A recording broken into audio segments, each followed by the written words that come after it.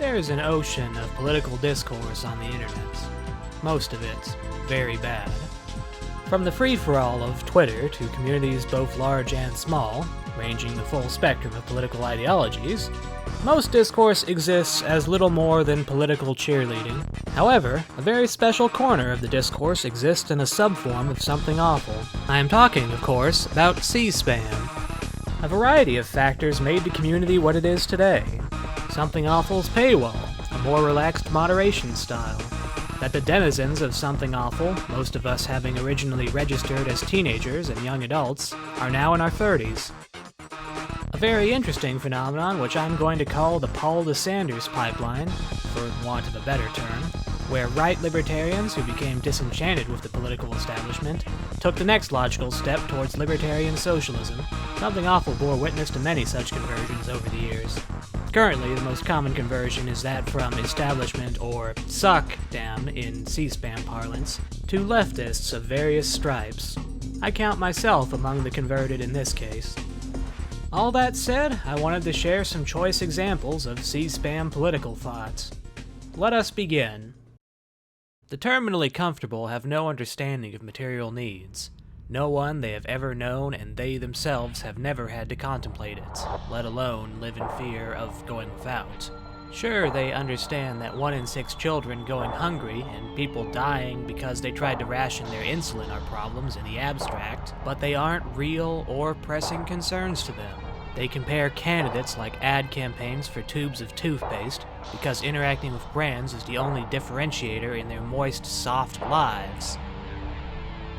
This was the quote that inspired me to start saving my favorite C-SPAN post in a Google Doc. It perfectly encapsulates arguably the largest barrier to material working class politics, that of complacency. It is easy to say that this complacency is driven by the concerted efforts of corporate media, and the parties themselves setting the boundaries of acceptable political thought, and mollifying people with pleasant platitudes, but I believe it goes deeper than that. It is a profound lack of curiosity. Underlying this lack of curiosity can be many things. A deep desire to not be wrong about their long-held beliefs, particularly those that they consider to be core to who they are. A fear of losing wealth or position, however illusory that wealth and power is in the face of the capital class. For a lot of people, thinking about these kinds of things is just too exhausting to bother with, much to the delight of those in power. And so it goes, political thought reduced to a simple braying binary. Tragic. But in breaking this barrier ourselves and helping other people break it, we build critical class consciousness. Let's move on.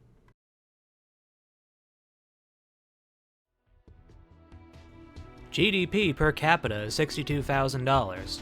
Plenty of money for a comfortable life for everyone in America, including coal country, without a single person having to make anything more than they do today.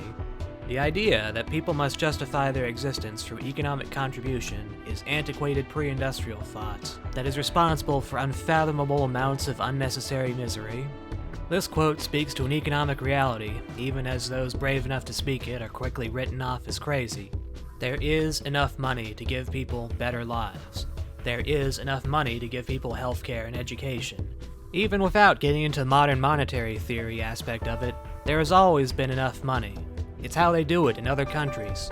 Other countries with significantly less wealth than the capital class has hoarded in the good old US of A. It is a matter of redistribution, a word that we have become accustomed to fear. And I would ask you, dig down, why does that word make you uncomfortable? It is entirely a fear capital is projecting into us. Their fear. Working people, hell, even middle-class people, have little to fear from redistribution, and rightly so. The capital class has been running away, bags in hand, for decades, and somehow their bags get more and more of society's money every year. Those fearing socialist redistribution should consider the ongoing consequences of redistribution in the other direction. The second part of this quote is a refutation of one of the unspoken rules that unfortunately defines our society, that to have value, you must work. There are convenient exceptions to this rule, of course. The landed elite heir to a fortune is a socialite philanthropist, whereas the homeless person under the bridge is just a dangerous, lazy moocher. Work or die is written deeply into the poisoned ethos of our country. You hear politicians speak in horror about the labor participation rate falling, or treat getting people back to work as more than enough to solve all of a person's problems. The rhetoric, of course, falls flat if you know where we are. Doubly so if you know where we're headed. There are already not enough jobs to go around. Never mind jobs that actually pay a living wage. It is not some moral failing that a person does not have a job, or does not have a better job, despite what the powers that be are desperate for us to believe. Full employment, in any sense of the words, is a statistical impossibility. Automation and offshoring will only increase this gap, and as it increases, this contradiction will become increasingly harder to ignore. How many years do we have left before self-driving trucks and tankers eliminate transportation jobs? How many clerical, data entry, and accounting jobs will be eliminated by software yet to be developed?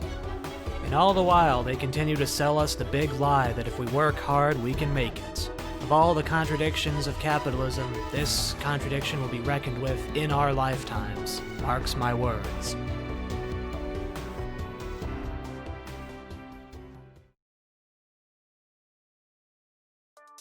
The thing is, the Republicans go in hard every day crafting narratives and fighting their enemies.